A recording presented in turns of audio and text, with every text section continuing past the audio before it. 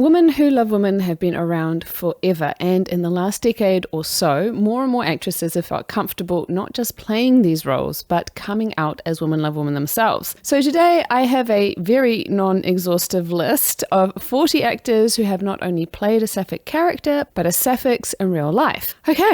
Here we go. First of all, we've got Kristen Stewart, who became famous from Twilight, but she's been around for a really long time. She actually came out in 2017, and she came out as fluid, not wanting to identify herself as any particular label. And a lot of people pinged on her because she definitely gave off some sapphic vibes. For me, the most memorable moment of her being sapphic is that Totino skit that she did for Saturday Night Live, and she has played a number of queer roles. The first one that I'm aware of was when she was in The Runaways, which was in 2010. Then she's also played in Certain Women, Leslie, and of course, Happier Seasons. Another person who definitely gives off the gay vibes is Aubrey Plaza, and people had been pinging on her for ages before she came out in 2016. She said that she's into guys and girls, but like Kristen Stewart, doesn't like to label herself. I'm not super up on the types of roles she's played, but I definitely know that she played gay in Happier Season and Addicted to Fresno. Next on the list is Sarah Paulson. She came out when she shared a kiss with her then girlfriend Sherry Jones at an award ceremony in 2005, and she identifies as bisexual. I think her biggest break was when she was in American Horror Story,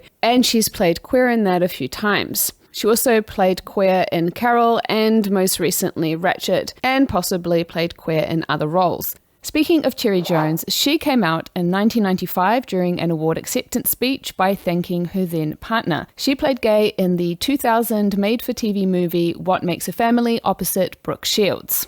Then we have Jane Lynch, obviously most famous for Glee. Now, apparently she was never in the closet. She's always more or less been out. And it's only because she gained recognition when she was on the show of Glee at the age of 50 that it became widely known that she was gay. She credits the fact that she never had to be in the closet to people like Ellen DeGeneres, Katie Lang, and Melissa Etheridge, and Rosie O'Donnell, who paved the way for her. So she had a part in the L Word where I think she was with Sybil Shepherd and they were a couple. She also did some voice work in Q-Force, which is a Netflix animated series which is super gay and super fun. And she's definitely had gay vibes with a lot of the roles that she's played. So for example, she was cast in Only Murders in the Building to be Steve Martin's character double. And another sapphic actor who was also in Only Murders in the Building was Cara Delevingne. She was in season 2 and was playing the girlfriend to Selena Gomez's character. She's also most recently been in a show called Carnival Row where she apparently plays a bi character. So I mentioned Rosie O'Donnell just before, and she came out in 2001 after 9/11. She felt like after 9/11, being gay seemed pretty trivial. Although she has said that she never really hid it. It's just that no one ever asked her.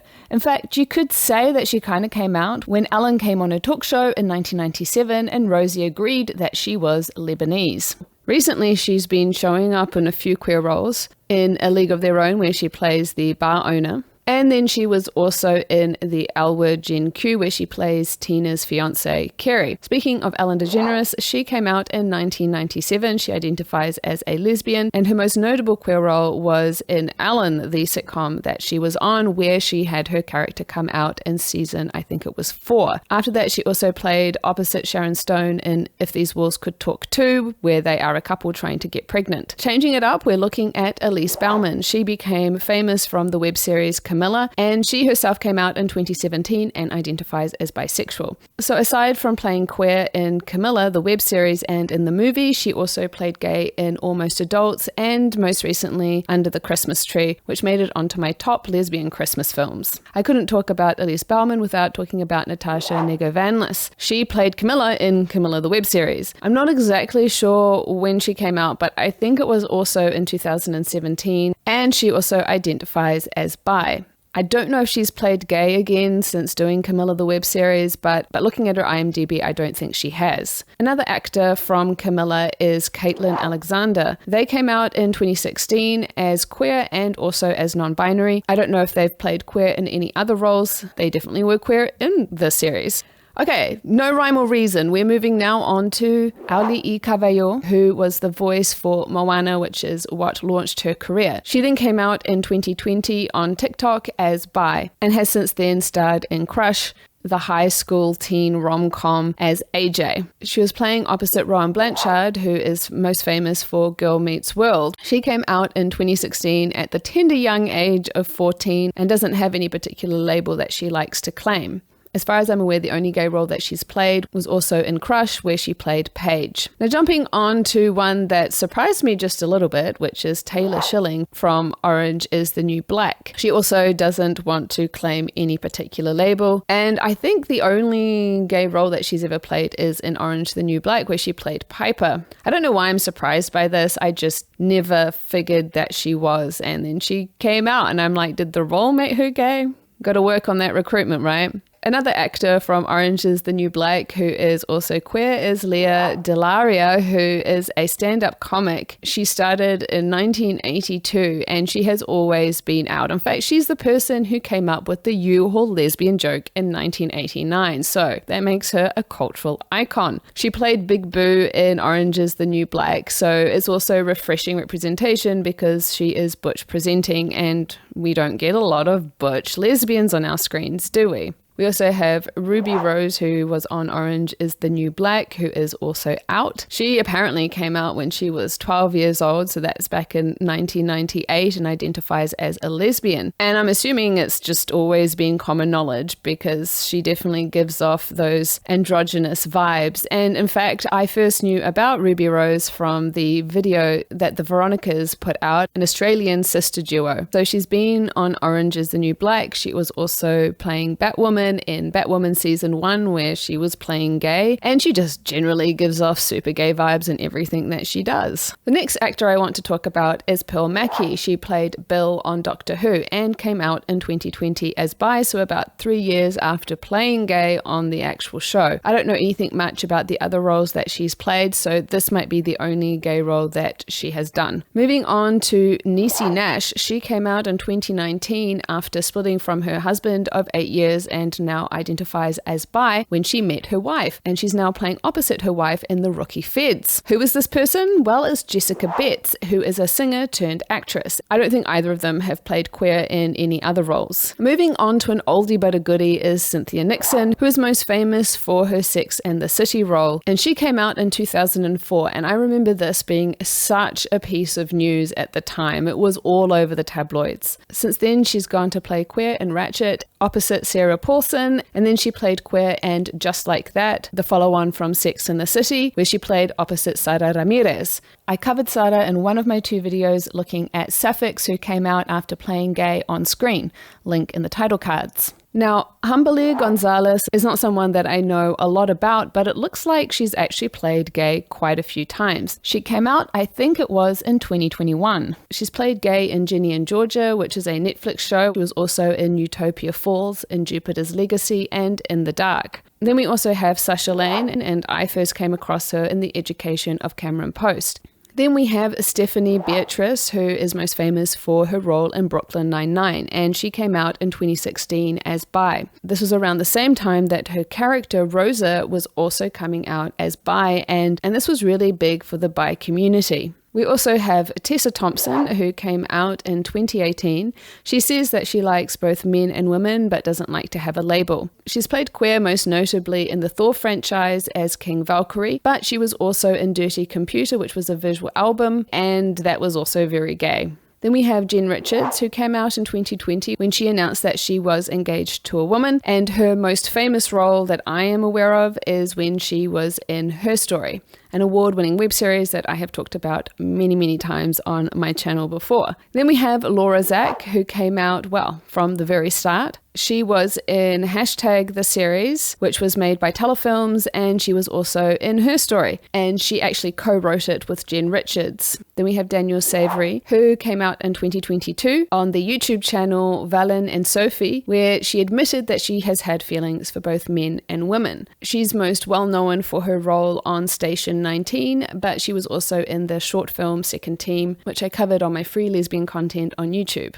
Then we have Anna Paquin, who, well, she shot to fame for playing in The Piano and then winning an Oscar, but I think as an adult she was most famous for her turn as Suki in True Blood. She came out in 2010 as bisexual around about the time that she got engaged to her husband, because she said that she felt like it was important that people not misidentify who she actually is. Just because she's in a quote-unquote straight relationship doesn't actually mean that it's a straight relationship. She most notably played queer in the movie Tell It to the Bees. Then we have Demi Lovato, who came out in 2017 as sexually fluid. She's also been experimenting with her gender, so she was identifying as they, them for a bit, and I believe that she's now come back to identifying as she, her. Her sexual fluidity was teased in the song Cool for the Summer, and apparently that's how her dad realized that she was sexually fluid. And she played queer in Glee in one of the later seasons, where she had something going on with Santana. Then we have Tig Notaro, who has always been out. I think she's one of those people, like others on the list, it's obvious, so it's not something she ever had to announce. And she married Stephanie Allen in 2015. Her queer roles have been on Star Trek Discovery, and she also played opposite her wife in One Mississippi. Stephanie Allen came out in 2015 and in fact didn't realize that she was queer until she met Tig Notaro, and she has gone on to be in the L Word Gen Q, where she played Alice's girlfriend for a while.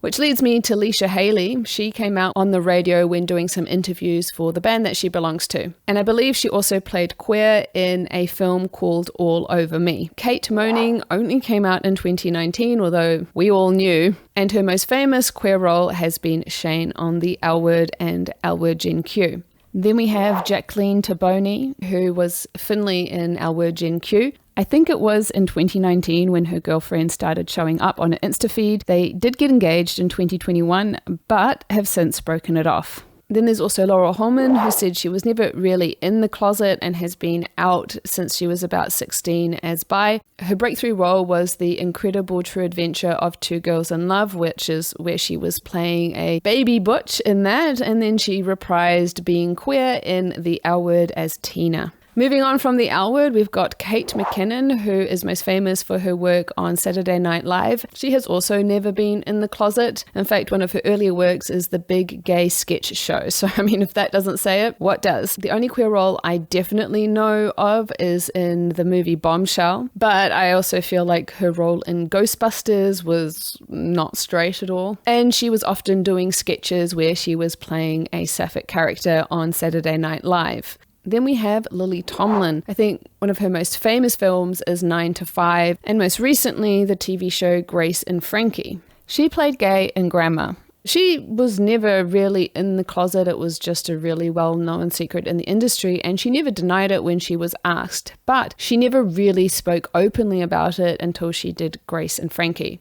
Moving on to Cameron Esposito. They were also never in the closet, and they most recently came out as gender fluid in 2021. Their most notable queer role was in the show Take My Wife. Jumping around a bit, we've got Patricia VELASQUEZ, who you may remember from The Mummy and The Mummy Returns. She came out in 2015 and played queer in Liz in Septiembre, which is a movie that I reviewed on my free lesbian movies on Tubi video. And here we are at the last person on my list. It is Angelina Jolie. She came out in 2003. Apparently when she was 20, she fell in love with a woman and has been open about her bisexuality since then. The only role I know of where she played gay was in Gia a long time ago, but I also headcanon that Maleficent was a sapphic. So there you have it. That is the list of 40 actors who have played gay that are gay themselves. As I mentioned, not an exhaustive list, so feel free to mention any other sapphics that you know of in the comments. Until next time, lady lovers.